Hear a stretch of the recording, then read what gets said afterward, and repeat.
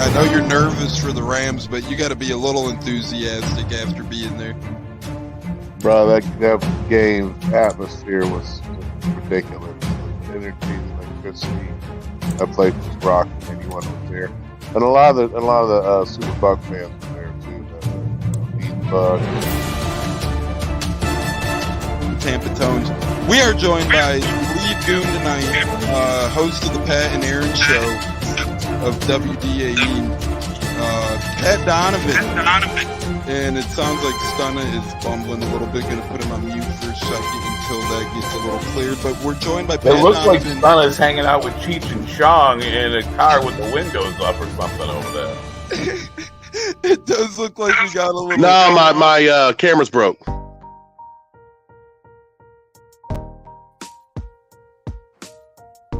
Howdy ho, howdy hey, how the hell are ya? It's a great day to be a Bucs fan, a Bucs podcaster, a Bucs brother, a Bucs sister, a Bucs anything under the sun. We got some late news here today. Well, not really late, but early news, I should say, of the great Mike Evans, the great 1-3, staying in the Bay, and that's going to be the main talk of today's show, along with other things, of course, with the great Gene, J-Lo, and Tampa Tones here. We're going to get right at it, though. We're not going to beat around the bush. We're going to get pecking away as we got a great show to talk about, a great big deal, as Bud's already chiming in, Mike for life. Gene, I want to get your thoughts here, brother. Obviously, we felt the magnitude of Mike being a Buck. You have alluded plenty as well. Hey, I don't want to go through what we went through with Sapp. I don't want to go through what we went through with John Lynch, what we do with Mike Evans. We're avoiding that, at least for the next 2 years. What's your feelings? What's your thoughts, Gene? And welcome in, brother. Long time no talk. Yeah, definitely. I'm excited about this. I don't know. This is one of those times I'm definitely a fan more so than anything else, and everything else kind of goes out the window. Mike Evans has meant so much to this community, to the organization, just as a whole. And I honestly feel like he's been shortchanged the majority of his career until the time that, other teams see him and see the value in him and they can kind of bring him onto their team. But the fact that came back to Tampa, he's staying a Buck, he's got a lot invested here, and I'm so excited to have him here. I don't think the Bucs reached. I know a lot of people will say that, but I trust the process. I think Jason Light proved himself after the Super Bowl, bringing everybody back. At that point, I'm like, okay, I'm going to sit back. Whatever happens, happens. This guy has a plan. He's going to take care of his head coach and the offensive coordinator to make sure they have what they need. And, he's proven this again. I'm sick of all the doubters. They doubt every year. Oh, we got to get this guy signed. We got to get this guy signed. And they complain and whine and tweet and all. Listen, if you have that mindset about Jason Light, I say put down your phone, put down your tablet or whatever you're using until after pre-agency's over, and then kind of, look through and see what you're talking about. Because, again, Jason Light has proven that he is the gold standard in Bucs history as general manager's first ballot on the Ring of Honor. Whenever he decides to hang up the notepad or whatever, he's going to be there, the greatest that we've ever seen. Couldn't agree more, Gene. And, yeah, that's the thing. So many people, year in and year out, doubt Jason Light. They're saying, oh, you better handle Mike. Relax, guys. When that smoke screen from the agent came out Saturday, that's hearsay. And I'll highlight a moment from last week at the Combine, as we got a great audience so far. Christopher Cole says, let's fucking go, LFG. Donnie Pepin says, Mike, spelling it Mike's way. KB saying, what's up, KB? We got to get you on one of these days. Throw it back a little bit with the Gene and KB combo. But Gene and J-Lo we'll get J-Lo's thoughts here next. One thing that stood out to me that told me, hey, we always thought Mike wasn't going anywhere. But what affirmed it for me was when Jason Light was asked about it at the Combine. Hey, Jason, rumors are or reports are you and Mike are kind of far apart on contracts. And Jason Light smirked a little bit and he goes, what report was that? How long ago was that report? Kind of knowing like, hey, we're more close than people think here. J-Lo, never a doubt for the great Jason Light, right? Never doubt that man. He's pure greatness. No, sir. No, sir. First order of business. Carolina fans, New York Jet fans, Kansas City fans, guess what? Mike is a Buck for life. So now you can take all your negative energy and stick it up you know where. At the end of the day, Mike is a Buck for life. And like I said, overall, he's the best offensive player on this team in Buck history. Mhm. And there's no way he was going to be let out the door. And props to Jason Light in the front office for getting that deal done. Yeah, as Pepin Steppin says, well, Gene was wanting a Ring of Honor mention earlier, maybe from Light, maybe from Evans. Pepin Steppin says, I say we put him in the ROH. So he's agreeing with you, Gene. And Bud says 2 years, 52-35 guaranteed, right? Yes, sir, that is correct. As the great JC Allen says, yo, Gene, I want to ask you this. Some podcasts, some people out there, which I never thought would be the case, but some people had his number around 30 million a year, if not a little more than that potentially. I always thought that was a little high, and a guy like Mike probably knew that if he wanted to come back to the Bay as well. I think 2 years, 52 million is very reasonable for both sides. Obviously, Bucs fans probably would have liked to see that number be around 23, 24. Mike probably would have seen that number 27, 28. So I think that 2 years, 52 million is a nice little middle spot, Gene. And not to say he will, because Mike's like no other receiver we've ever seen before in the Bay, but he is at that age where, you know, decline can happen out of nowhere. We've seen it with some other greats before. So to me, the 2-year contract is kind of perfect on both sides. And then if need be, you could revisit and you could give him another 1 or 2 year deal. Yeah, I totally agree with that. I like where it is. I think he's like fourth. He's the fourth highest paid wide receiver in the NFL right now. Correct? Yes, sir. Okay, and you know that's a nice sweet spot for him. He's happy, and you know the organization's happy, and I think at the end of the day, you know, now it's time to get a few more people signed. Which again, I'm not rushing anything. I'll just take it day by day. You got to trust the process. And you know, it's going to happen. You know, whoever's going to be here is going to be here, and it'll get done. This is a competitive team. This is a team that the fan base is getting fired up to be ready to watch some games. Last year was really an unknown, and now that you've seen what this team can do, I think when you have a offensive coordinator that's a little bit more seasoned, I'm excited to see what they can put on the field. So I'm ready to go. And just on top of that, I did want to mention off of Bucs.com, they were talking about Evans' all-time leader in receptions, 762, receiving yards, 11,680, touchdown receptions, 94, total touchdowns, 95, and receiving games, 36. He's ranked second in points scored. He needs 14 points to pass my man Martin Gramatica. So he's accomplished a lot in his time here, and he's been consistent. And whoever the quarterback is, he makes him look good. So I realize he drops balls at times, but he more than makes up for it. So I'm happy to have him, and I don't know what else you can really say about it.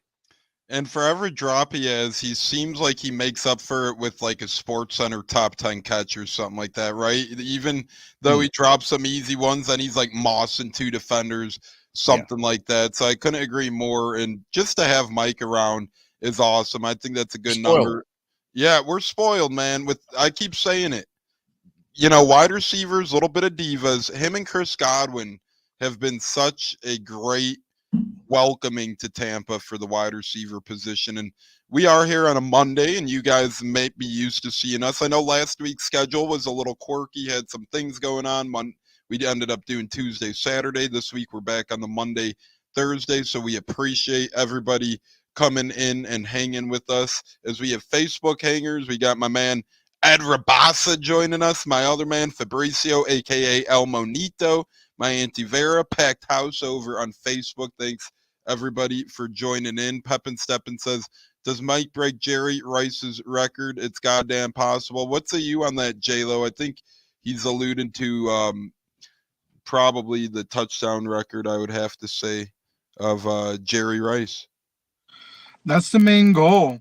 He even stated a couple seasons ago his goal is to break Jerry Rice's record, and I think he can do it. if he stays healthy and avoids injury, I can definitely see him doing that.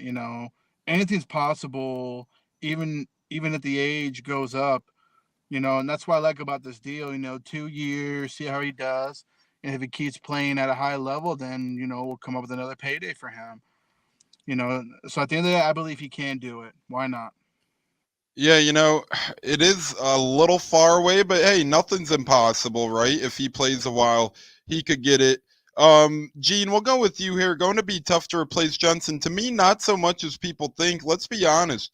We've been without Johnson for pretty much 2 football seasons now. I agree that he is hard to replace, so don't misquote me. But at the end of the day, as the great Gene from Buck What You Heard is now joining Buccaneers, if you guys have missed. But when Gene misses a show, we patch up the holes. That's a little harder because, it's a quick thing. But with Johnson now, we're a little used to it. No knock on him, but we're used to it.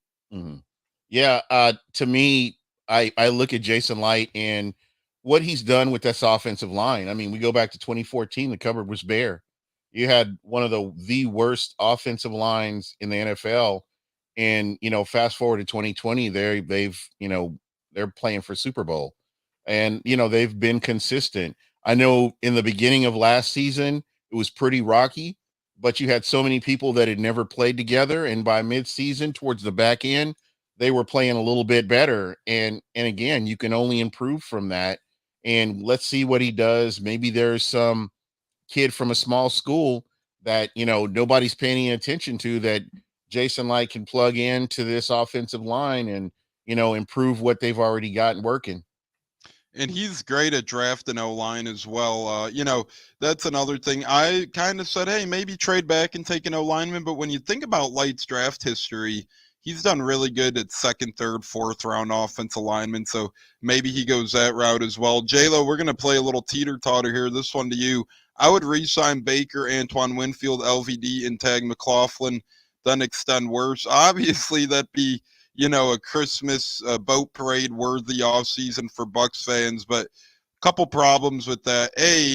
I think if anything, they'd want to give McLaughlin more than a 1-year deal. If you tag him, you're kind of stuck with his contract at that year.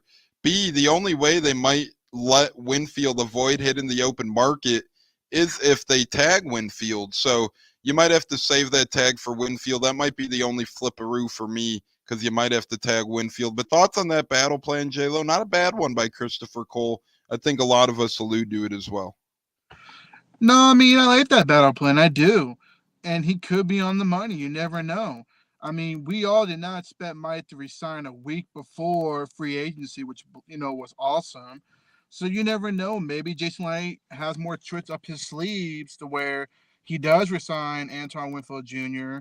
and then possibly tag McLaughlin, which wouldn't be a bad idea because honestly, I think tagging a kicker, the cap hit, is not that bad and it would buy more time. But I think at the end of the day, we're probably going to end up tagging Antoine Winfield Jr. by tomorrow before the deadline. And then hopefully. You think so? When you think that happens, tonight or in the morning? I think it happens in the morning. I think they're going to go into the night, try and negotiate and work something out, on a contract. And if it does, awesome. So we're probably in for a real surprise under the next 12 hours.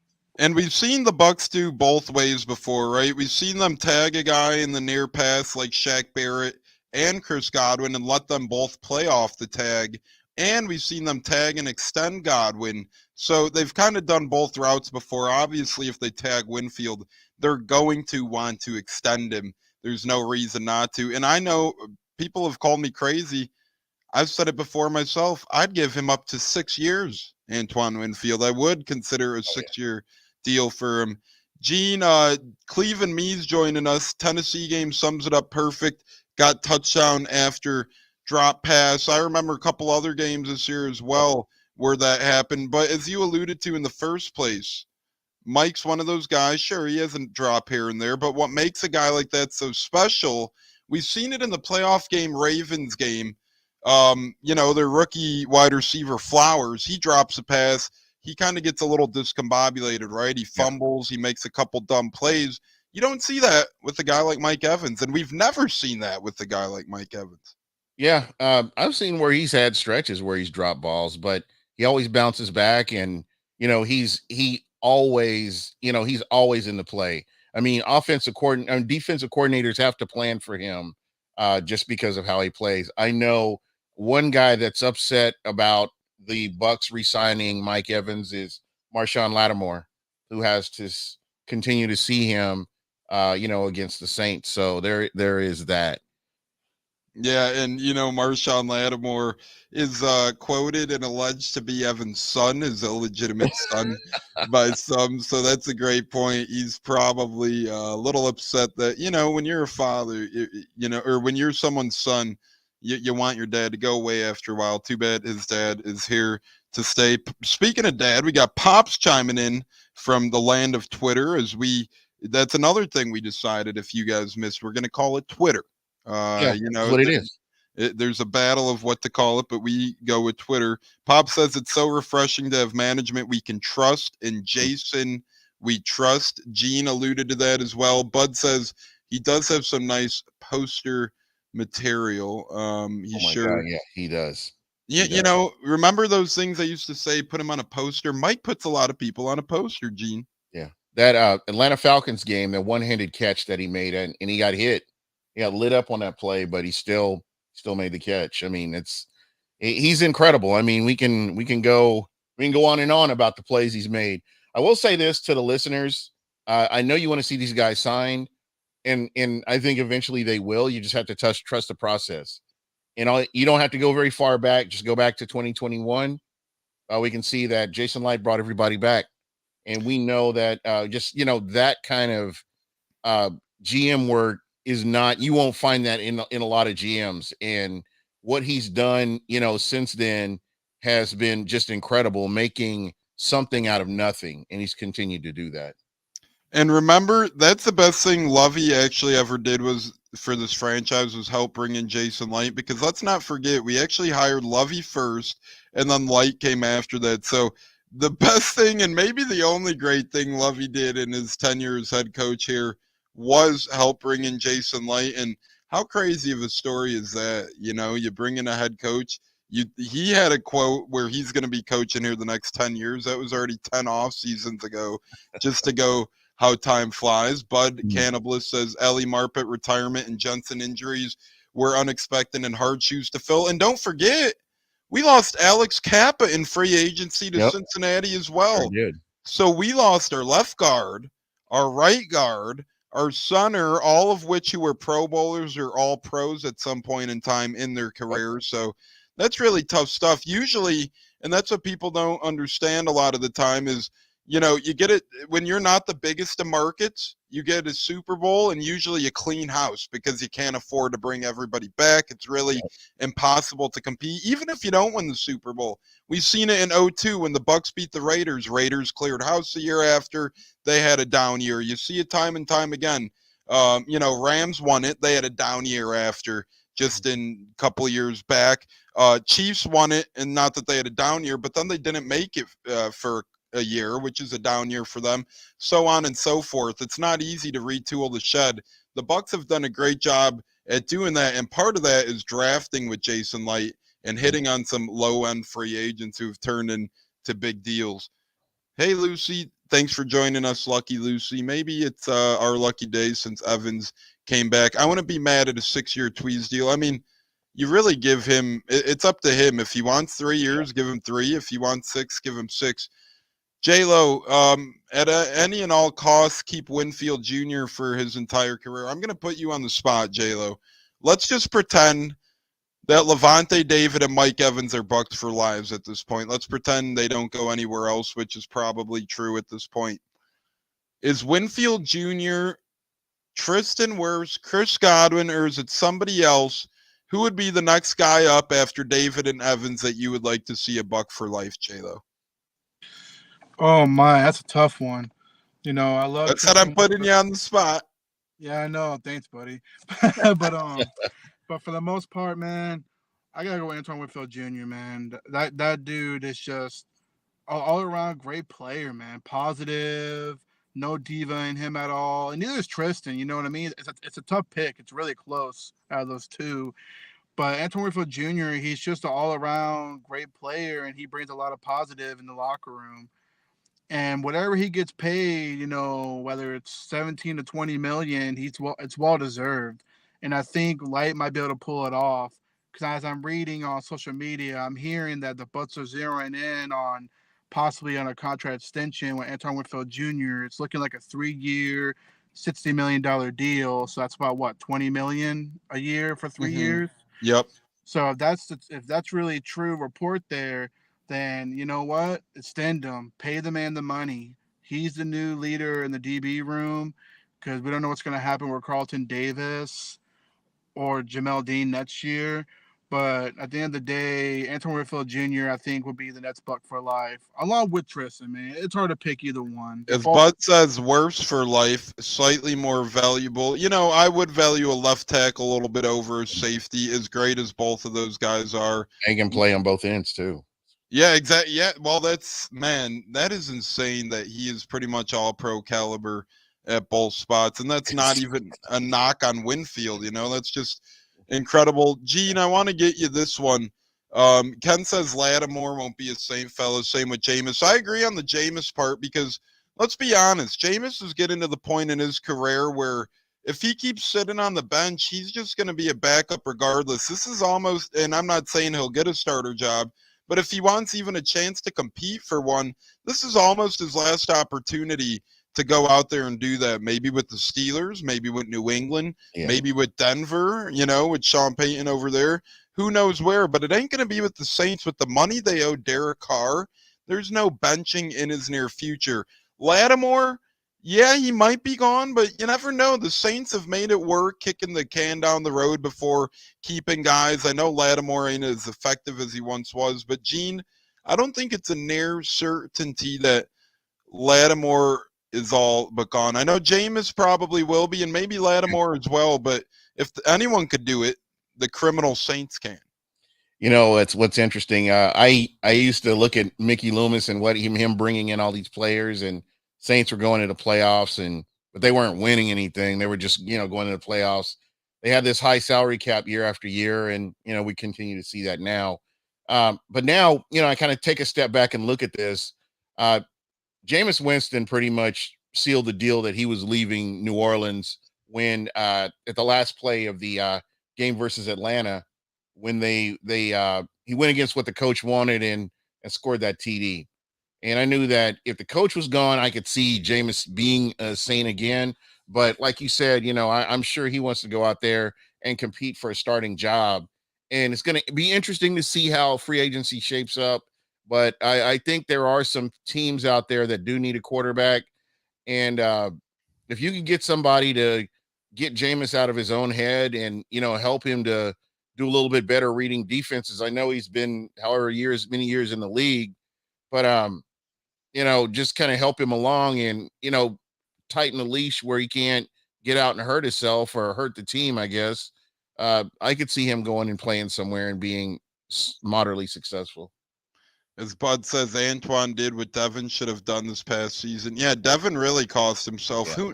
Who knows? The sky's the limit on how much Devin White cost himself because he was a top projected linebacker payday at one point in time. And then now he's lucky to get maybe 1 year, $5 million. He'll have a prove-it. KB may want to speak to this, but I know if Devin gets signed anywhere, it'll be a prove-it deal. He's just been too inconsistent in his football career so far to where you could trust and build around him or put him somewhere where you can 100% trust him. And we got some breaking news, guys. We got some breaking news regarding the Tampa Bay Buccaneers, and it's more really good news, and it could be reinforcements on the way. According to Sleeper NFL, Tony Pauline of Sportskeeda, he's a reliable guy. So is Sleeper nowadays. They're one of those growing ones. It says the Bucs and safety Antoine Winfield Jr. are zeroing in on a multi-year contract. And it's reported to be, like J-Lo is saying, 3 years, $60 million.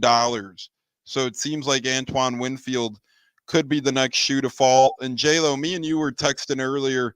We both said, yeah, maybe it is Baker, but we both agreed it had the chance to be Antoine Winfield. Real quick, Bud said, well, Kappa hasn't held up over there. The thing with Alex Kappa is, and part of the reason why he hasn't held up and not giving him excuses, when he was on the Bucs, he was the 5th offensive lineman. He could afford being not the weak link, but if he's your weakest link on the O-line, you're living life pretty good. Bengals paid him and brought him in to be the stalwart or one of the main points, and he really kind of hasn't held up. And, when you got that much pressure, we'll see. As KB says, Jameis' contract was structured for the safe reason to be cut. Yeah, Jameis has had an interesting last couple of contracts. My Uncle Thomas might be available at least for a game or two. J-Lo, kind of thoughts on what I was going to ask you and a couple of the past comments we just went over as well. Yeah, I mean, it's obvious Winfield's a Nets one because it's either you lock him in. And did you hear that? They're zeroing in on him. Yeah, I mean, Light wants to get this done. He wants to lock these players up. And like Gene said, Light has done it before. He's brought players back and he can make it happen. So, hey, I mean, we might see some more breaking news tonight instead of in the morning, which will be awesome. And I know a lot of Bucs fans will be happy to hear that. Yeah, and that would be incredible. Then I know Baker's great, but Winfield and Evans, if you re-sign those two, that'll make a lot of Bucs fans' dreams come true. Cleveland Me says Winfield plays at the goal line against Falcons and others, just awesome. Yeah, he has a knack to not give up on plays, which a lot of young guys seem to do nowadays. He'll never give up. He'll chase after, and he's made several key plays against Carolina, against Atlanta, where he either kept the Bucs in the game or possibly won the Bucs those games. And it's really incredible seeing the momentum. Yeah, exactly. And I want to address something quick. Resign versus resign. I know, there's a hyphen, and I know it's tricky to know. It's tough to tell, but resign is R-E with the hyphen sign. Resign, there's no hyphen. As we got special guest Huncho in the house. Huncho, are you there, brother? What's going on, fellas? Yeah, I ain't special guest. I'm just back around. Yeah, no, Huncho, I know, but my guy. it's good to see you, brother. Good to hear from you. Real quick, as we catch you up to speed, what's your thoughts on Big Mike coming back to town? Man, we already knew that was gonna happen. We knew Big Mike was coming back. The question was the number and when it was gonna happen. I mean, I feel like we just got a steal and a deal on 25 years. I feel like that's pretty good for Mike Evans. As KB says, you're sounding like me in the group chat. Yeah, KB, you're one of those guys that kind of drove me to the point. I wasn't really a big, what is it, grammar police guy at first, but now that I see it, it does drive me crazy. So thanks, or I guess maybe no thanks. I don't know what to say to that one. Sorry, guys, I got to cook dinner. Hey, thank you for stopping in, Pep and Step. And Gene, this one's for you. Is this a make or break year for Todd, assuming Baker's back? No, I wouldn't say make or break. He's proven himself with the little that he had. I mean, when you look at the cap, and Jason Light did his part, but it was up to Todd to get out there and do some things. I think as he gets more comfortable, I think, this is a good season to really see what he can do. He just lost his offensive coordinator that he just got in. So he's going to be, kind of working with somebody new.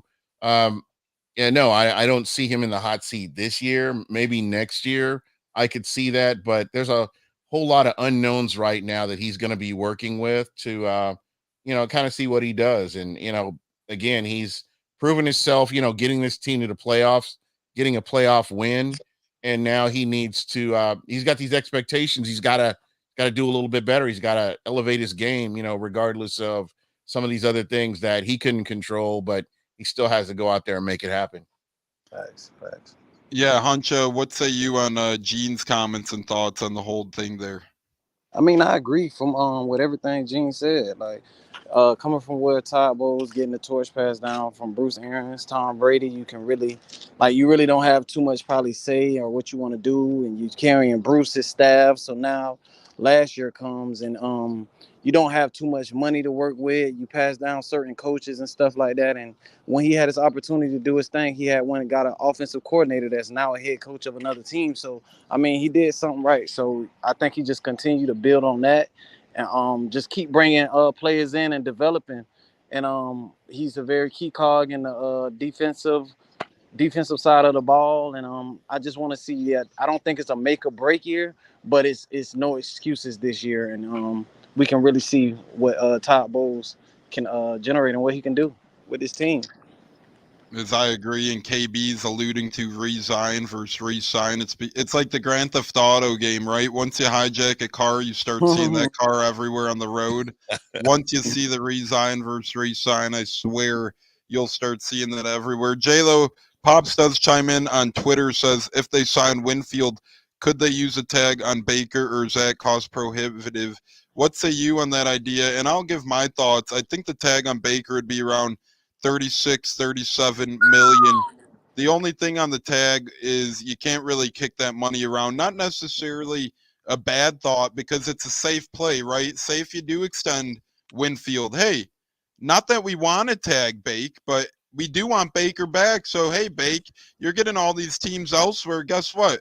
We're going to give you pretty good money, but we are going to bring you back. We hope to extend you, but you ain't going anywhere. So, J-Lo, I do think this is a case, and this is if the report from Sleeper holds true and we do sign Winfield at 3 years, $60 million.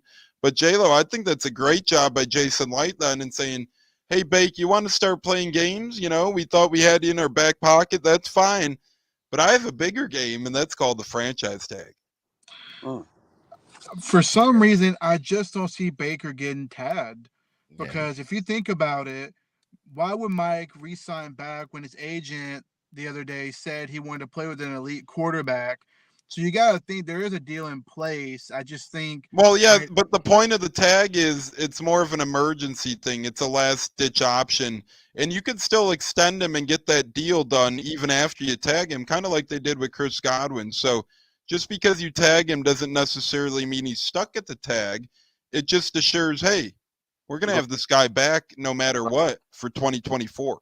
Right.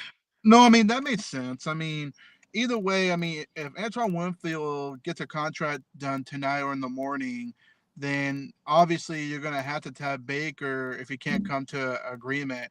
So, like I said, tonight throughout tomorrow is going to be really intriguing on what really happens, because we got to, 4 o'clock tomorrow for the deadline, 4 p.m. Eastern. So if Antoine Winfield Jr.'s deal gets done, then maybe we'll even have more breaking news on Baker Mayfield getting tagged. So, but I just don't see that happening. Something tells me we're going to get some more breaking news throughout the night, going to the morning on resigning not bringing Baker back, but also, extending Antoine Winfield Jr., which to me, that's a fucking boat parade, man. Yeah. Yeah, if we And could get just real quick while we're talking about Baker. Yeah. I just honestly, when you look at the other quarterbacks that are available out there, Baker, he's familiar with the offense. I mean, he had input on the offensive coordinator that came in. I look at some of the guys out there like Russell Wilson. No, Kurt, not my Cousins. No, we don't want him here either. I can't think of anybody else that could come in and pick up where Baker Mayfield left off in the playoffs and that playoff loss to Detroit. And I really feel that familiarity is going to be a huge benefit for this offense going into a new season. So I think, that's just the logical choice. And I'm not sure what they have going on. Again, I'm just kind of ignore the news until something happens. Right. Because I really believe, I trust the process. I know Jason Light is going to put this team in a position to win and in a position to succeed. So just judging from what he's done with a little bit more cap room, I mean, the magic is, I'm sure there's more stuff getting ready to happen. Yeah, and I'm sure it's going to be a very busy week, 2 weeks for the Buccaneers here in short order, as they do have, believe it or not, I'm sure the mic will change it drastically, but before the mic re-signing, they actually had top 10 cap room in the NFL heading into the free agent period. Now that's obviously going to be shaken up change up a little bit. Bud says, but 34 million from 8 million is a sweet raise. Well, he deserved it, man. You know, he bet on himself. He could have easily signed elsewhere for 10, 11, 12 million and, you know, competed for a job or whatnot, but he bet on himself to come to the Bucs. And I believe it was 4 or 5 million his initial base contract was. He didn't think or know he'd get a dollar over that. So yeah, he bet on himself and he earned that payday increase, you know. As Gene alluded to, he's a familiar guy. Mike Evans does not want to play with a young quarterback, A, and B, these free agent options are not going to make the Bucs more of contenders. They were a final 8 team this year. They were one of the last 8 men to battle in this season. So Kirk Cousins, he's coming off a huge injury. You don't know what you're going to get. Speaking of you don't know what you're going to get, you never know when the Buccaneers might come at you live with the great Gene from Buck What You Heard. So hit that like button, hit the subscribe button, turn that notification bell on, and you'll never miss an episode when Tones, Gene, J-Lo, Huncho, and the rest of the guys come at you live with some great coverage, just like we are today for the Mike Evans thing. And guys, we're going to play a little game here. I know the Antoine Winfield thing's being reported, but as Gene said, you never really know what happens till pen hits paper. So we're going to play the next domino to fall game here, starting with Huncho and make our way around back to me. Hunch, next domino to fall. Do you think reports come true and Winfield's the next guy to fall? Do you think it's Baker? Do you think Levante squeaks in there? Who's the next domino to fall in your books, Huncho? Maybe we lost Hunch. We'll go to Gene. Can you hear me? Oh, Yeah. wait, we do have Hunch. My Hunch, bad. we'll throw you a life jacket. There you go. I- Who's the next domino to fall, brother? Is we got Cannon Fire saying, fellas, what up, guys, over at Cannon Fire? Always great to have you fellas joining. Here's one for you right here. Bucks release Devin White. What happened? You think that's I mean, he's a free agent, so they don't need to release him, but you Oh, think he they, is? yeah. Oh, okay, well, yeah. I think the next move definitely is Winfield. I'm seeing reports for Winfield, and then see what's up with Baker. I mean, definitely I go with Winfield, the priority, but we definitely need to try to squeeze Baker in, and we got some work to try to cut out, man. But I see all signs, either Winfield or Baker Mayfield. Gene, out of those two or someone else, what's your next domino to fall for this Bucks team, whatever they end up doing? And real quick, Greg Allman says it sounds like the 52 million widely reported for Mike Evans' 2-year deal with the Bucks is a max value with incentives. As base contracts go, it will end up a better deal for Bucks and not ranking as high among wide receiver deals. Could very well still hit his incentives. So it sounds like that's a little better news for the Bucks as well. 26 million a year is the high point now that Greg Allman is saying, Gene. So that's good news for the Bucks. Yeah, absolutely. For me, I would say that Antoine Winfield Jr. will definitely be. He's somebody that he deserved it. So I'm going to start right there. He was around the ball from the beginning of the season to the end of the season, always around the ball, always making plays. He made that secondary better. Could you imagine that secondary last year without an Antoine Winfield Jr.? I can't. I don't even want to try to think about that. So just the plays that he's made, and you kind of lose count with what he's done. The intangibles that he has were plays being made away from the ball that affect the way a play flows. And those intangibles are the things that I look at as well. And he's a guy you need him. And he's been doing this since day one. So yeah, and like I think J-Lo and me have talked about it. I love to see him as a Buck for life. Yeah, and just give him a check and say, hey, we'll figure out money later, but this is a lifetime contract, sir. Yeah. Here you go.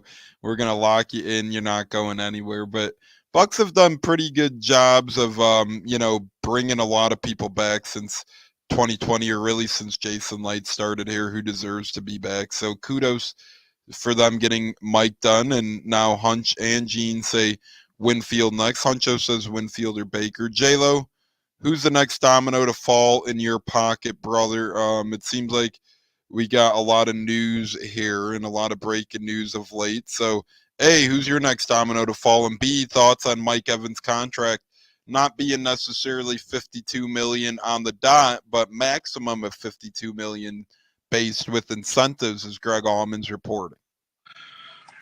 I agree with the fellas. I think Winfield Jr. is the next one to fall. Either whether we resign him or tag him, I think he's the next one to fall. And then as far as Mike Evans' contract goes, I mean, to me, it's a win-win. You got to appreciate on both sides, Mike, betting on himself, trying to get those incentives because he can. And, the front office believes in him. The team believes in him.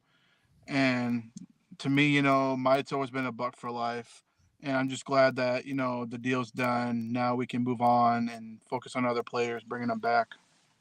Yeah, focus other players, bring them back. We do have a lot of really good free agents left, even after Winfield and Baker. You got Levante David, you got Chase McLaughlin, you got a couple other guys who have had pretty good years laying under the weeds as well, like a Chase Edmonds, who you got to contemplate if you want to spend money to bring back a veteran like him. So Bucs have a lot of tough decisions to make in the near future, and I keep saying it now. I'd love to have Chase Edmonds back as, maybe a backup to begin the year, but more of a running back 3 to end the year, draft a running back in later rounds or so, and really have Rashad, a rookie. Yeah, Bud said right here, Will Golston. You can't forget Greg Gaines and J.C. Allen, great friend of the shows from Sports Illustrated, Bucs SI game day coverage and Sick Media podcast coverage. I was on the Pirate Parlay last week. Great time, but he keeps alluding to Greg Gaines, he's defensive, but he is familiar with Liam Cohen. He's supposed to be a free agent. He's in the building every damn day working out and stuff. So he might not plan on going anywhere. There's a lot of free agents from top to bottom that are really interested in staying in Tampa, and Tampa would have interest in keeping them around. One guy I don't think they bring back is Matt Filer, and I think they try and patch up that left guard in the draft. I think Hainsey stays at center because, as we were talking about with Alex Kappa earlier, I think if Hainsey's your weakest link on the O-line, life is good. Last year, the weakest link was left guard. You kind of seen Hainsey get worse because of that, but then he picked up in the second half. I think if you patch up the left guard spot this year, Hainsey becomes quote-unquote O-lineman number 5. I think the O-line improves drastically. And, you had O-line performing at the Combine on Sunday. J-Lo, any thoughts from the O-line performance at the Combine? You seen anyone that catch your eye? Was it the guy with the, gold flowing? Anyone quick step up to you, stand out to you? There's a lot of good crop of offensive linemen in this draft. You can't go wrong from rounds 1 to 3, even maybe 1 to 4. There's a lot of good talent, and it wouldn't surprise me if the Bucs go a different direction. Instead of O-lineman in the first round, maybe they might wait till the third round. As far as catching my eye, I mean, honestly, JPJ is my favorite one, and he'll be gone before Pitt 26. You know who caught my eye, who was under the radar, J-Lo? Frank Crum, the O-lineman from Wyoming, the kid with the golden dreadlock, or not dreadlocks, but Goldilocks, and he ran a 4.94. Frank Crum stood out to me as hey, this might be a Jason Light type guy. No, definitely. Or even the guy McCormick, I think that's his name, the gentleman from what school is he from? He's from one of those small schools, which is a Jason Light Beebe special. from K-State. Or Beebe from K-State. He's another one I like. I mean, there's so many of them. Or even left tackle turn to guards. I like Barton from Duke. You were talking about Mason McCormick, by the way, I believe. Mason McCormick, yeah. Even Mahogany from Boston College. He's another one to look out there in the second or third round. I mean, there's so many, options in this draft. I've never seen so many good offensive linemen in this draft, like amount of them this year compared to other years. So really, you can't go wrong with any of those guys you pick to play left guard or center. And I think we'll see two things that Light is really good at happen this year. A, I think we do trade back in the first round, whether it's 1 spot, 2 spot. I think we stay in round 1, but I do think we trade back and accumulate some picks. B, I think we do wait until round 2 at earliest to take an O-lineman, just because Jason Light's done so well at drafting offensive linemen. His success rate's been so high, and we don't need a tackle. This is a great tackle class. Let the tackles all go in round one, and then evaluate what you have left. Gene, this question's for you. The defense on third down never seemed to get home to QBs. Will that change this year? If yes, how do we get there? And Joe from Cleveland makes a great point. How many times, Gene, last year was it 3rd and 6, 3rd and 10, 3rd and 14, 3rd and 18? And for whatever reason, the Bucs just let up an easy third down. No pass rush in sight. Guys playing off the line. How does that change this year, in your opinion, Gene? Was it on the pass rush, the coaching, the D-backs? What the hell went wrong? I think you're going to play with a healthy Kalijah Cansey, a guy that's got a year under his belt, and you're going to see uh, improvement from what you saw last year. Just if you look at his body of work last year compared to what he's familiar with the NFL, he's gotten the speed of the game now from what it looks like, and I expect big things from him playing with a healthy Vita Vea. And I realize we did lose Shaq Barrett again. The free agency's not over. We don't know what can happen from between now and to that point, but I think you bring in a good edge rusher, a solid edge rusher, and that improves everything immensely.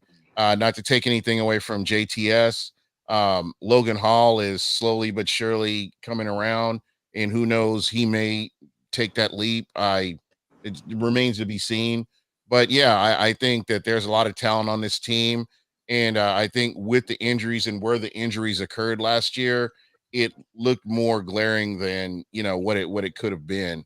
And again, that's the guy that I'm looking at to make a huge dent in the pass rush. The Vita Vea Kalijah Cansey combination. I'm still coming up with a name for him yet, but we'll keep you guys informed on it. They're going to have a hell of a name because those two are going to wreak havoc, hopefully, for years to come. Huncho, I'll give this one to you. Definitely have to address linebacker. Britt's not bad, but LVD may have to be replaced. Here's my battle plan for linebacker, then I'll get your thoughts, Huncho. We have a lot of young but good depth right now. Although KJ Britt will be a free agent in the coming years, he proved to be a good run clog linebacker. Hopefully you bring Levante back. I think he has 1 to 2 years left in the tank before retirement. Then you have Servace Dennis and J.J. Russell as well. I try and keep J.J. Russell around on the practice squad. He showed to be good young depth last year. If he's your last middle linebacker, that's awesome. You try and tell Servace, hey, you were hurt last year. A couple things didn't go great. You go with Levante. You learn from him this year. You're literally his understudy. Yes, we're going to use you as a backup. Yes, we're going to use you in special teams, but soak in all the knowledge you could from Levante this year and see where that gets you. Then I think they can maybe draft a guy like Curtis Jacobs from Penn State come round 3 or 4, as he's more of a pass coverage linebacker, and him and KJ Britt might platoon. Right, you might see Britt on the run stop downs 1 and 2. Then maybe a third down, a guy like Curtis Jacobs comes in, and really you tell him, hey, you go cover this linebacker, go cover the safety. And the Bucs kind of build this nucleus so when Levante Davis does leave eventually, hopefully not anytime soon, but they have a really good young core of linebackers ready to step in, whether it's KJ Britt, whether it's then Curtis Jacobs, whether it's Servace Dennis, J.J. Russell. Then you have options and toys to play with. Huncho, do you think they do that with linebacker, or do you think they address it during free agency, or do they prioritize it so high that it's more than a Curtis Jacobs type mid-round pick? Huncho, what are your thoughts on that? I mean, I agree with you 100% with what you said, Tones. And I actually thought last year, I thought that was the plan because you had Levante David playing on his last year, and I thought they expected Devin White to step up and show that leadership. But how I was looking at Devin White's not going to be here, and they expected probably Servace Dennis to take over more of a role to be there for Levante when he departed, if he departed. But that didn't go as planned. So I see that you bring Levante back, and you definitely keep Servace Dennis as his understudy, and hopefully he can stay healthy enough to learn enough. And you definitely got to replace someone for Devin White's position. And I mean, KJ Britt did phenomenal, but if you want that same kind of deal, like linebacker side to side, I mean, you're gonna have to replace KJ Britt is not kind of that guy, the cover and sideline to sideline. He's awesome in run stop. So I think we do go get a linebacker in the draft, and it could be as soon as the second round or maybe the third round. But I definitely feel like that's definitely a priority, knowing how Todd Bowles how he uses his linebackers. And Yeah, Gene, what's up? I totally agree with what Huncho's saying.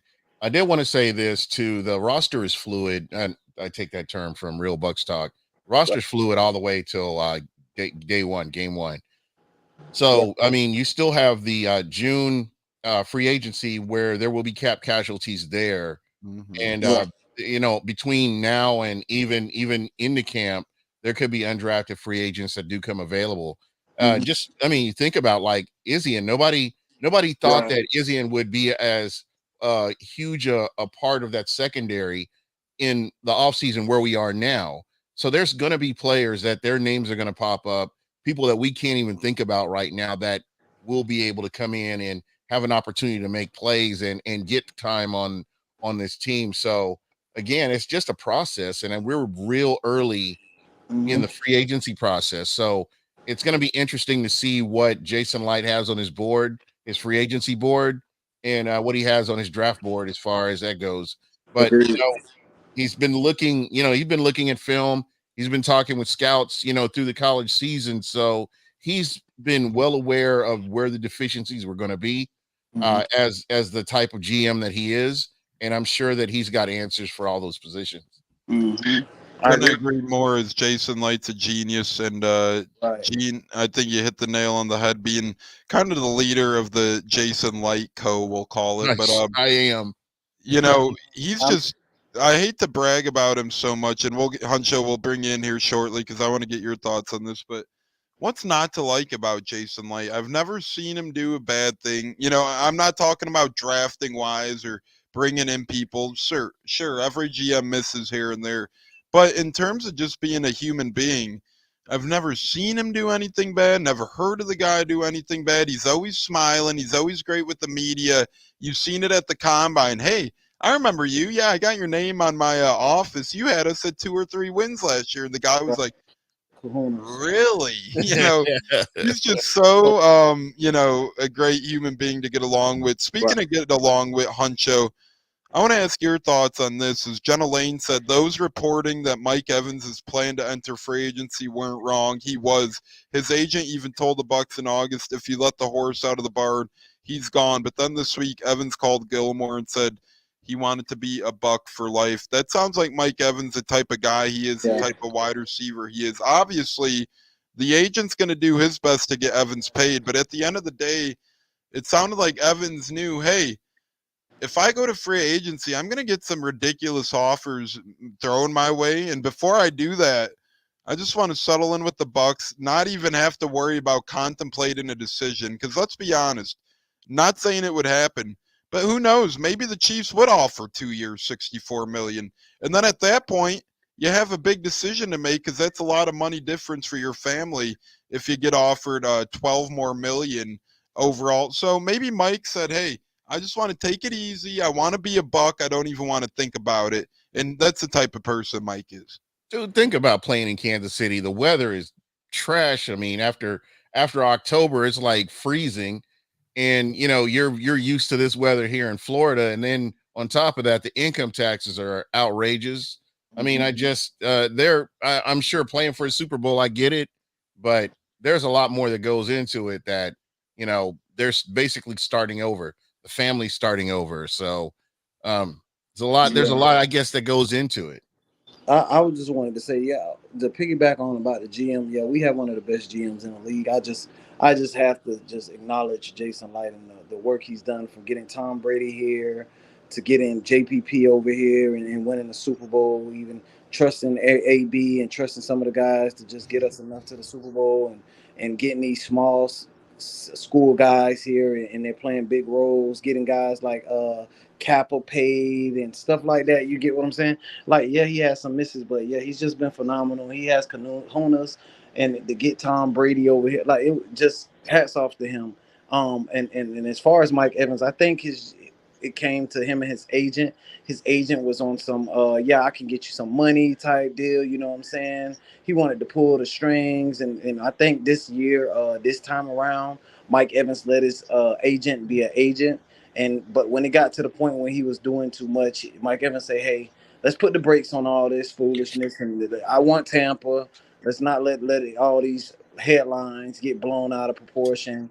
Let's just go ahead and settle in and get this thing done." And as you can see, I think his destination, Mike Evans, I think his destination has always been Tampa. I think he wanted to be with Tampa. It was no doubt in his mind that he was going to resign. I think he just let his agent do a little fondling with the free agency and the media, and Agent speak. it got out of control. I think. And Mike Evans, if you know his demeanor, and he's just the clean, straightforward type of guy. He doesn't like to be caught up in the riffraff and the foolishness. And I think his name has been mentioned so much this offseason and this last season, to the point where he was like, "Hey, let's just get this done. I'm a low key guy. I'm tired of my name being thrown out there, and I'm ready to settle in. My family's here. The fans love me. I'm about to have a statue in $1, so let's just get this deal done." And I think that was what happened, and it was done. Damn it! You know what? Gene's shirt reminds me. That's an awesome shirt, Mike freaking Evans. I wanted to wear my pay Mike shirt from Smack Apparel today. Damn it! I dropped the ball. I knew I was forgetting something, but no time like next one for that. J-Lo, I want to get your thoughts on this before we get to the tag deadline, which is tomorrow. It's already been such a fun episode. Already at an hour, fellas. It seems like we just literally started talking, right? I mean, when you got Gene, when you got J-Lo, when you got Huncho, when you got great guys like this, it's so damn easy. And the chat, of course, the chat is fire, like always. The chat is incredible. I love Bud, you're incredible. I just want to throw it out there. Bud is the man. And Jason Kelce retired, Eagles downfall. Well, he's been one of those media darlings the past year now, so he's been trying to be clickbait kingy, kind of like, he's in the Swiss spotlight. You can't hate the guy. I hate the Eagles, but you can't hate him. I respect Jason Kelce. I like him as a player, and I even like him as a person. He's a cool dude, but he just got a little drama-y for me the past month or so. I can't really blame him though, because he was a hot commodity, and really we've seen it with Tom Brady, right? You don't want to tell the media too much because they might spill your beans before you get to do it yourself, right? So maybe can't really blame him. Maybe that's why he was so hot and cold the past couple months on retiring, because he's like, hey, before I whisper to someone and next thing you know, Taylor Swift's agent's friend's brother hears it, and next thing you know, it's all over the media. Let me go out on my own terms. Hey, I do agree. I like him more than Travis. I don't hate Travis, but I like Jason Kelce more if I had to pick one of the two Kelces personally. Speaking of choices, J-Lo, I want to ask you this one. As you've been doing nice job here tonight. Speaking of doing nice job, Panthers haven't been doing a nice job. Which one of these is more laughable? The Panthers making that Bryce Young trade. They gave up all that. They gave up DJ Moore. They gave up 2 first-round picks. They gave up second-round picks. They gave up other picks. That was buffoonery in itself. Or last year, before the year started, the Rams came knocking on the Panthers' door and offered the Panthers a 2023 round 2, a 2024 round 1, and a 2025 round 1 for Brian Burns, and the Panthers declined that. They declined 2 first-round picks and a second-round pick for Brian Burns, and now it's reported that they're not going to extend him, and pretty much they're only going to have the franchise. I don't know. That sounds like a hot mess, J-Lo. Which one of those? That sounds like straight up Mark Dominic right there. Even worse, maybe Dominic, but maybe worse because you look. No, there's not worse, man. But go ahead. J-Lo, what say you on those mistakes? Passing up the Brian Burns trade or making that Bryce Young trade? Which is worse? I mean, they're both pretty bad, on my opinion. But if I had to pick one, I gotta say Brian Burns, not pulling the trigger and trading him when they had the chance, because they could have had multiple first rounders, and now they're gonna lose them for nothing, for free. Maybe a 3rd round compensation next year's draft. But the fact is, this is just a bad organization. And Panther fans want to get excited for Dave Canales.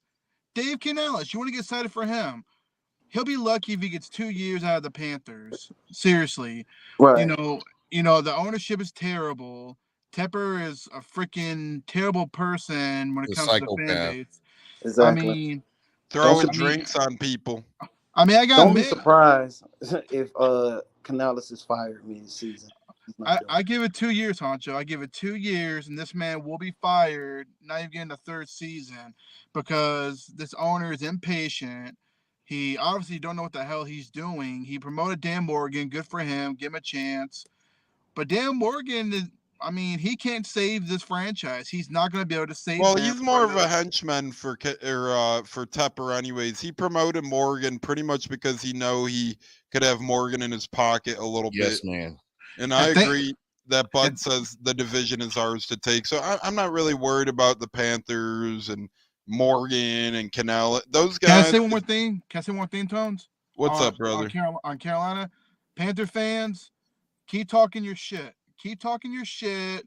No one really cares about you at all. No one really cares about Panther Nation, whatever. Keep pounding, whatever.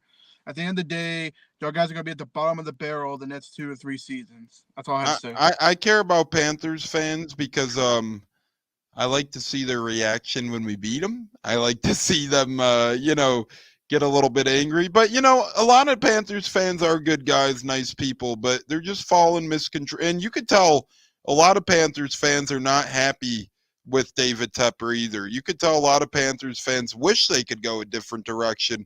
A lot of them, I've had a couple of them on our show the past couple of years, Primetime Carolina, couple of good guys, and you would have thought their Panthers Twitter was like a spoof the past season because of how much negativity and down bad stuff they had to say about their franchise. So I do agree that, I obviously hate the Panthers, and I keep alluding to younger fans because Twitter does bring out a lot of younger fans.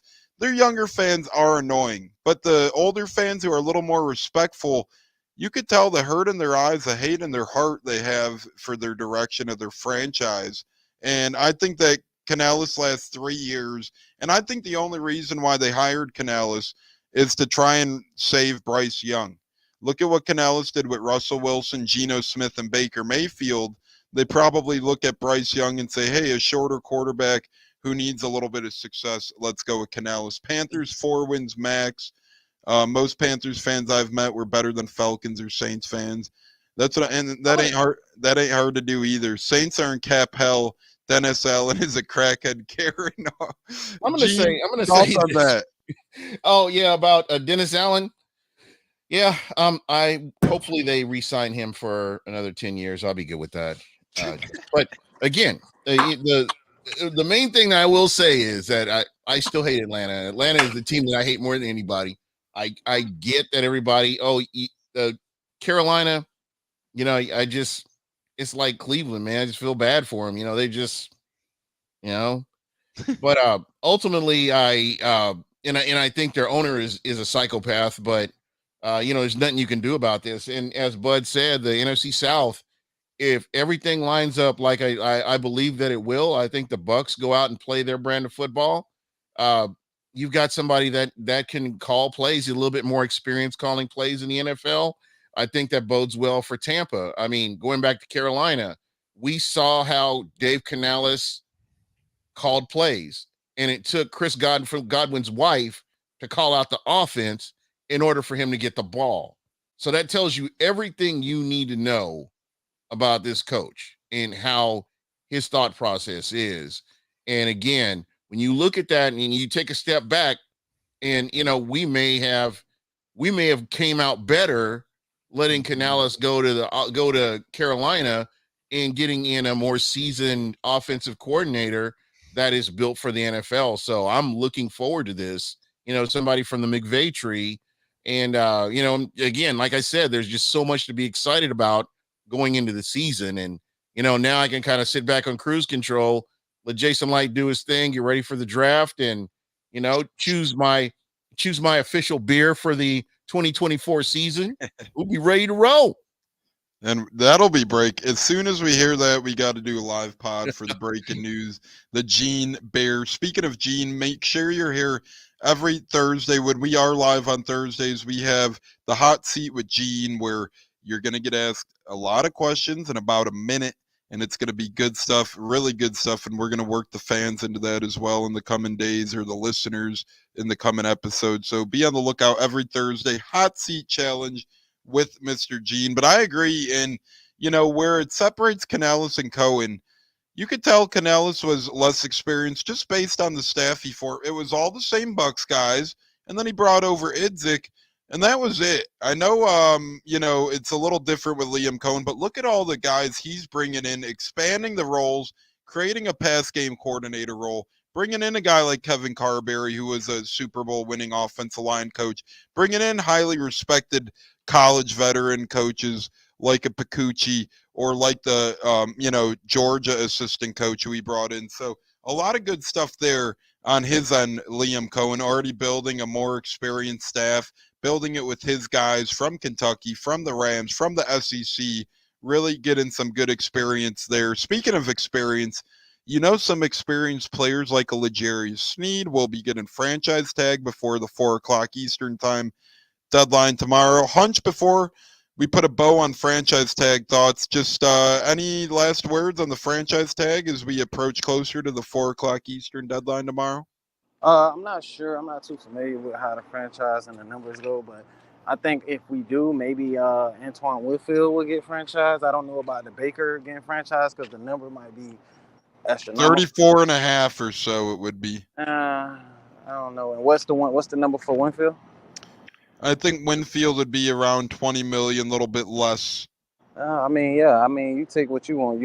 I say I'd rather do Winfield, but why? I'd rather get a deal done for Winfield, but we'll see. Jason Light and Greenberg and Jackie, all those guys are phenomenal when it comes to the re-signing and the deals. And I don't know if we're gonna franchise anybody right now. I think we already would have done it, so we'll see.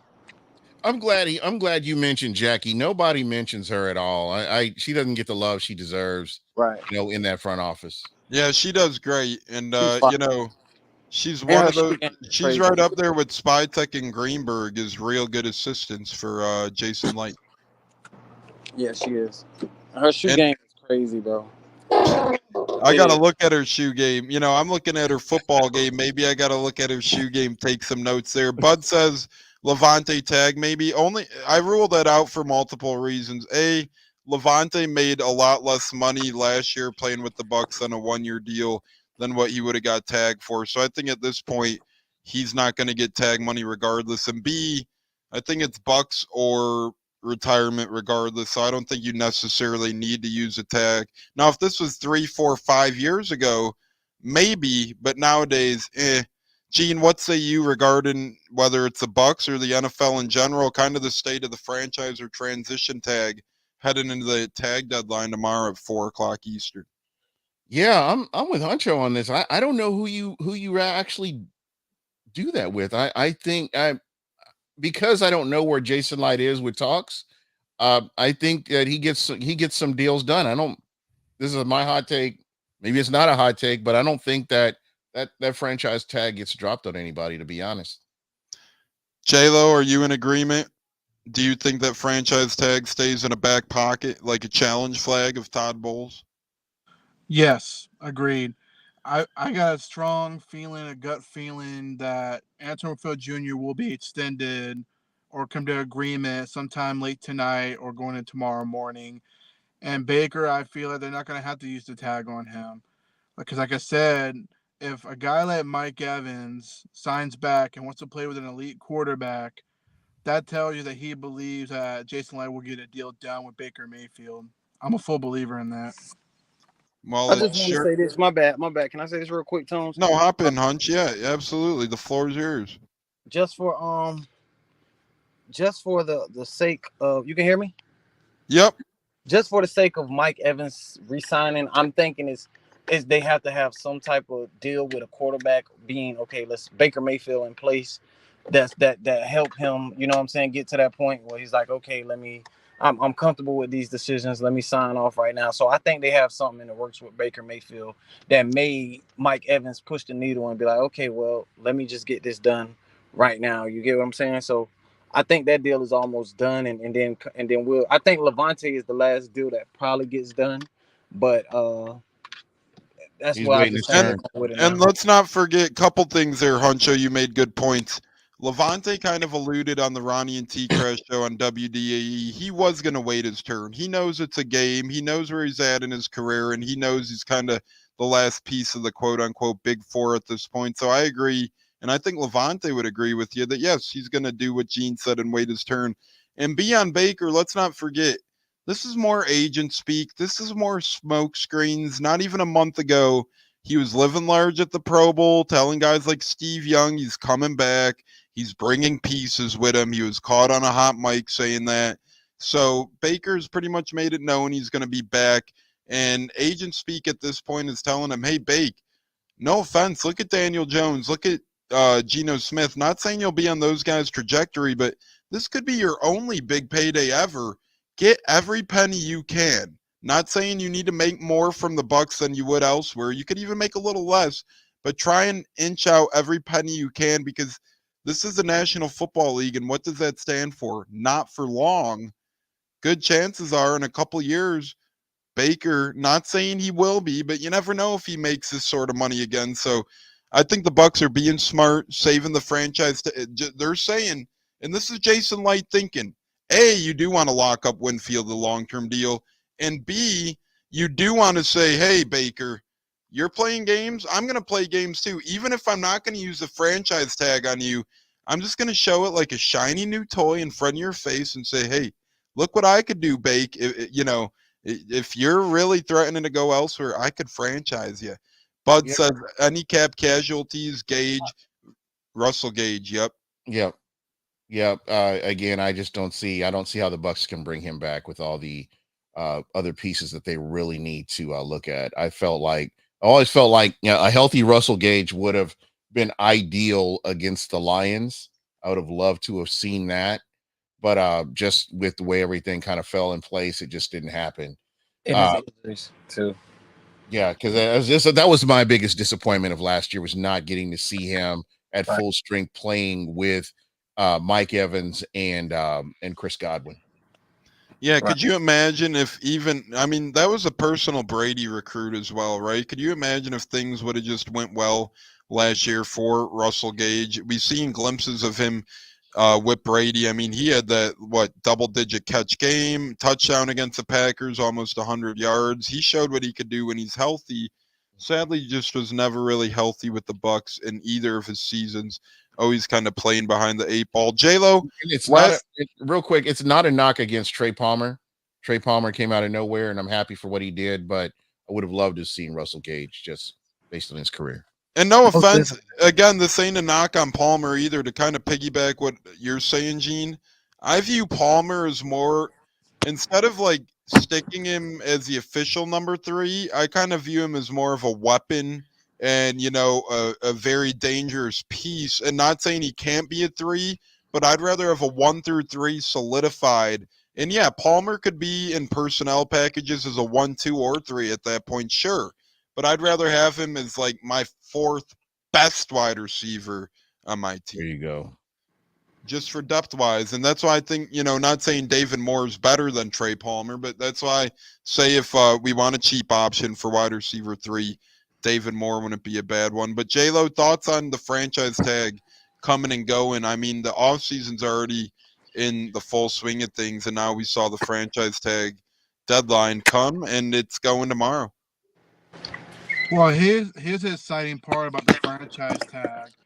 One way or the other, we're gonna Or find out. transition tag, I guess, Yeah, I mean, I hardly ever see that. It's rare, It's but it's a dying breed in the NFL.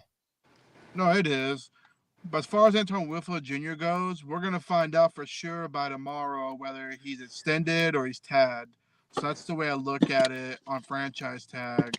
Because even Greg Allman told a few fans today that it would be Antoine Winfield Jr. that would get the tag. So be on the lookout for late tonight, fellas, or even tomorrow morning, and we'll know for sure if Antoine Winfield Jr. is going to get the bag for 3 years, or he's going to get the bag for 1 year on the franchise tag.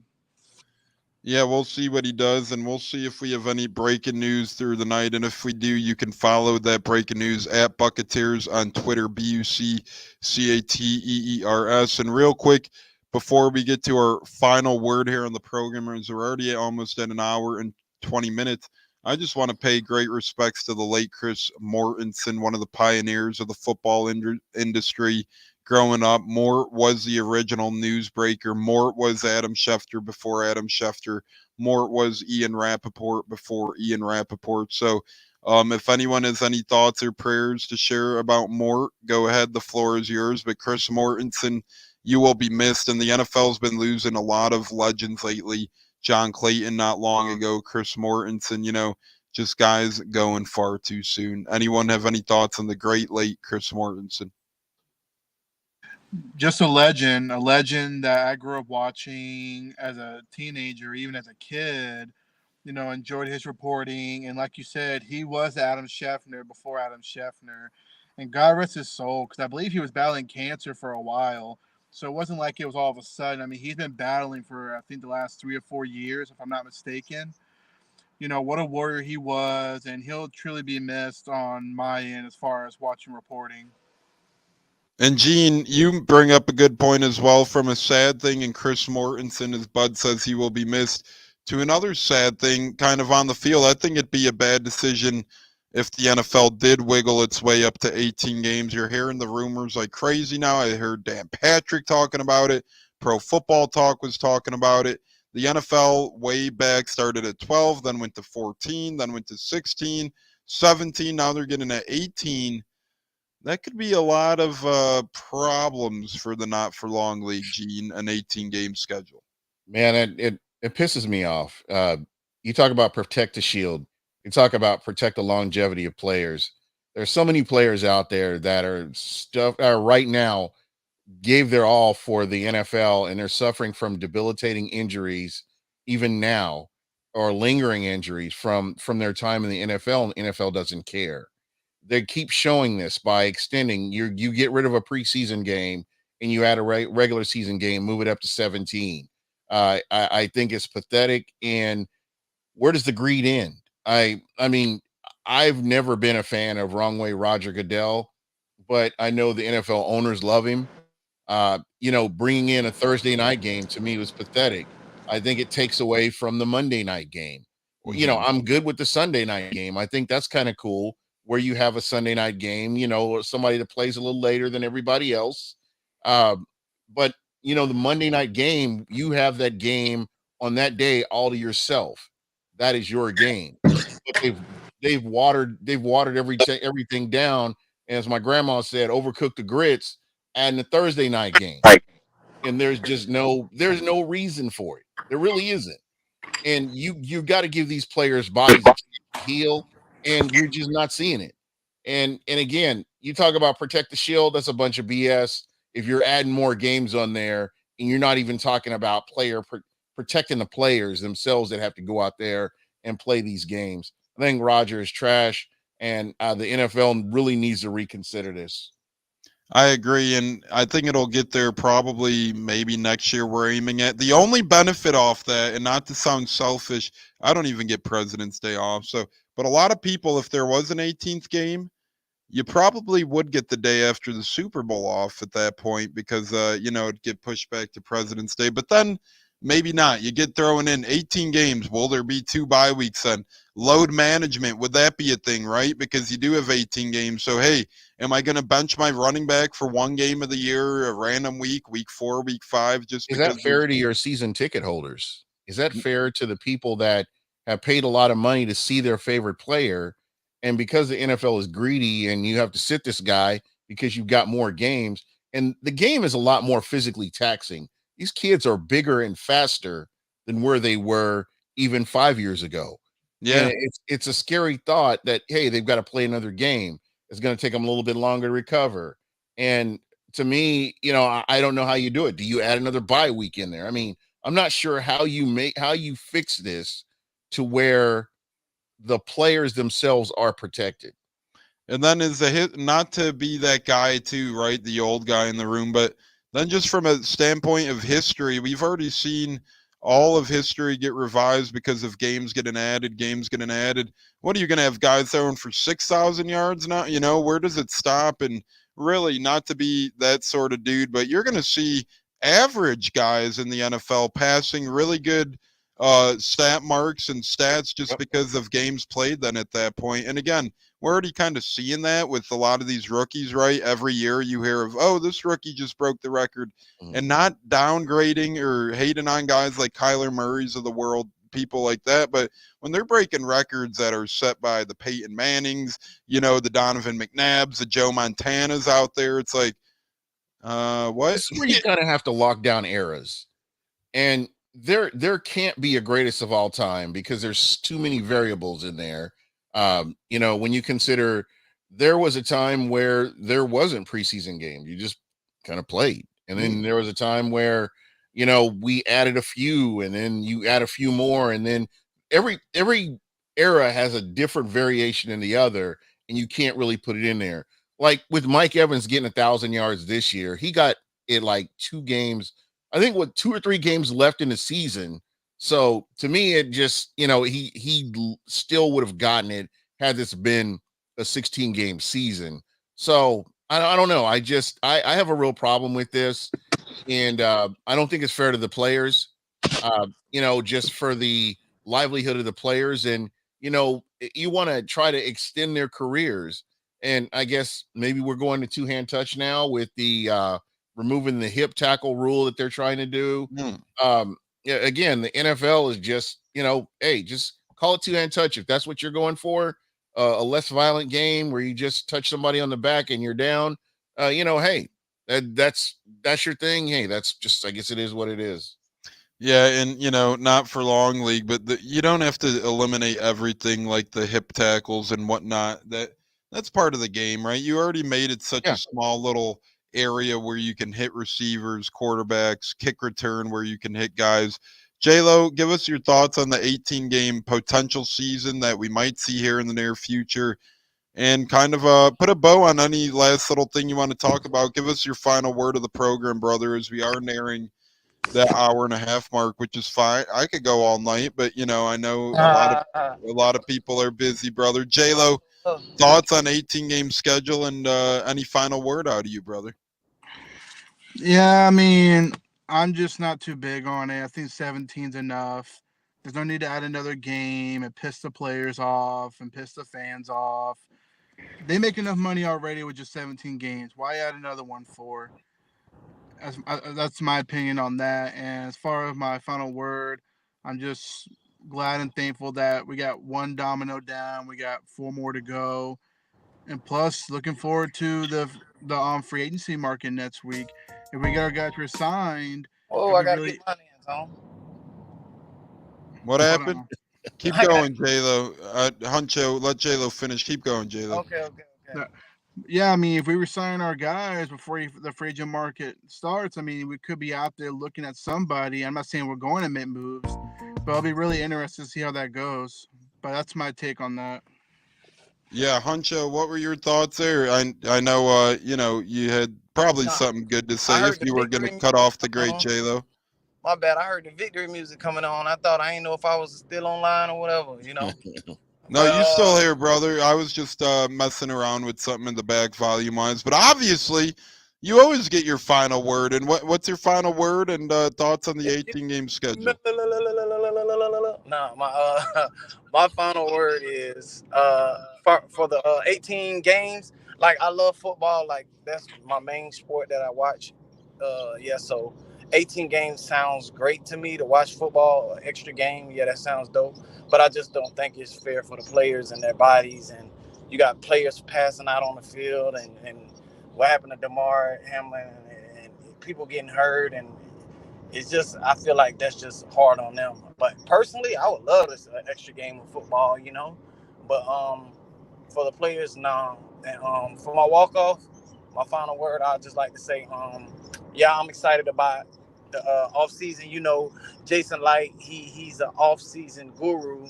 with the free agency and in the draft, and I'm excited. I want to see what he puts together this offseason and how he makes this team a competitor this year to go into the playoffs. Because last year they had us at 2 wins and we squeaked in the playoffs, a game away from the NFC Championship. So I just want to see how Light handles this. I'm excited. I'm excited too, brother, and always great to have you and hear from you, Huncho. Great group we got here, the 4 of us, and we got 3 more who are out of the building tonight. Speaking of great, one of our greatest fans out there, listeners, Neil's in the house. It's the People's Champ. Yes, sir, and as Neil always says, hit that notification bell, turn it on, hit the like button, hit the subscribe button. Before we get to the great Gene, my final word is awesome to have Mike back. I know we all knew it was coming, but just when you hear the news become official, it does hit different. It feels great.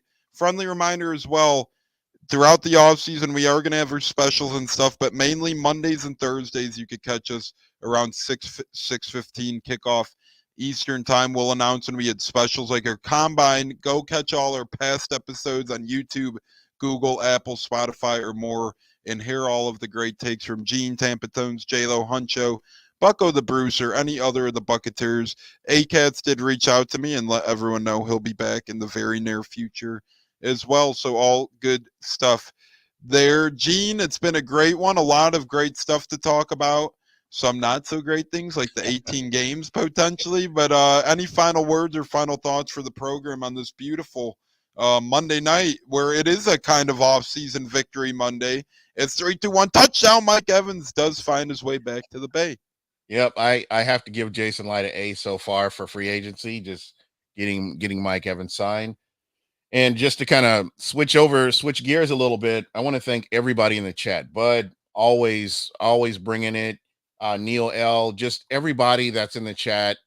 I appreciate you. The fact that JC Allen got to jump in, Cannon Fire Podcast jumped in, and this is the kind of unity that I love right here. There's enough room for everybody. And this is what I like to see, that you could go and jump into somebody's podcast, say what's up, and, kind of move on. And it's good to have that kind of support, and I love it. And I want us to all just kind of continue this.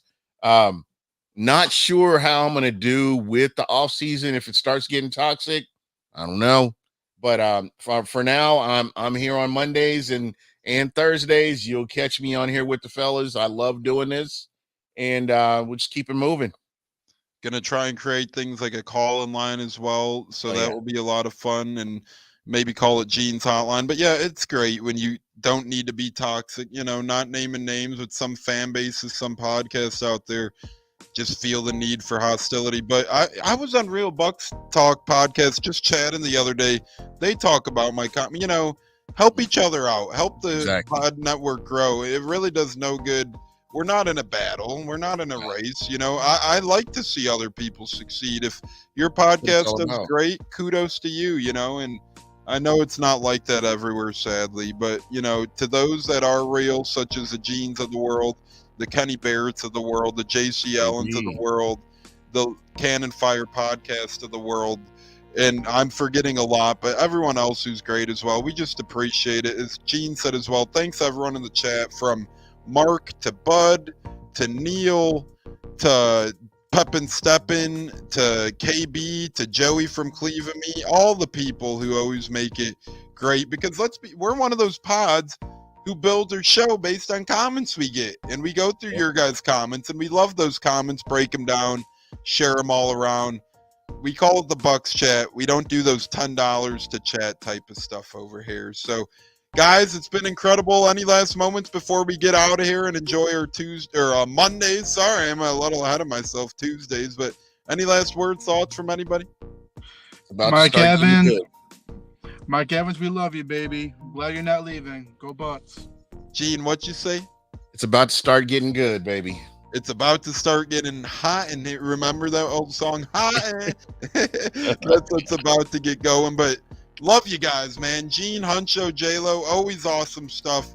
And we had a great one to talk about today. Mike Evans is a Buck for the remainder of his hopeful career. And who knows, we plan on being back Thursday, but if news does break, you might see 1, 2, or 3 of us here in the coming days on the Buccaneers. But on behalf of Gene from Buck What You Heard, Huncho, J-Lo, and the guys who couldn't make it, I'm Tampa Tones. It's been a beautiful Monday night talking Bucs football with you guys. An hour and a half felt like 2 minutes because we do it with the best here. And with Bud, with Bucs Nation just joining in as well, it's always a pleasure. Bucs Nation, hope you're doing well. Catch the replay, brother.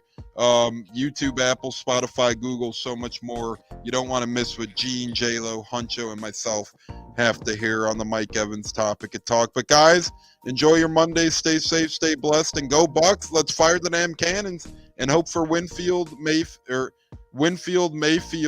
Wow, Winfield, Mayfield. We got a lot of fields we need to reside. So let's do it, fellas. God bless. Enjoy your Mondays, brothers. Peace.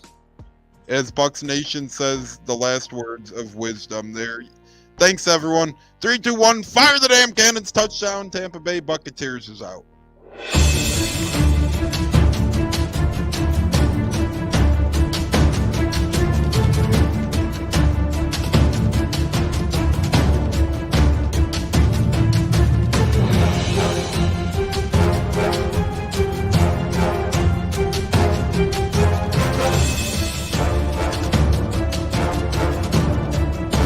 Game on Sunday, man. I know you're nervous for the Rams, but you got to be a little enthusiastic after being there. Bro, that game atmosphere was ridiculous. The energy, the electricity. That place was rocking. Anyone was there, and a lot of the Super Buck fans were there too. The Buck. Tampa Tones. We are joined by lead goon tonight, host of the Pat and Aaron Show of WDAE, Pat Donovan. And it sounds like Stunna is bumbling a little bit. Going to put him on mute for a second until that gets a little cleared. But we're joined by Pat It looks like Donovan. Stunna's hanging out with Cheech and Chong in a car with the windows up or something over there. It does look like we got a little. No, my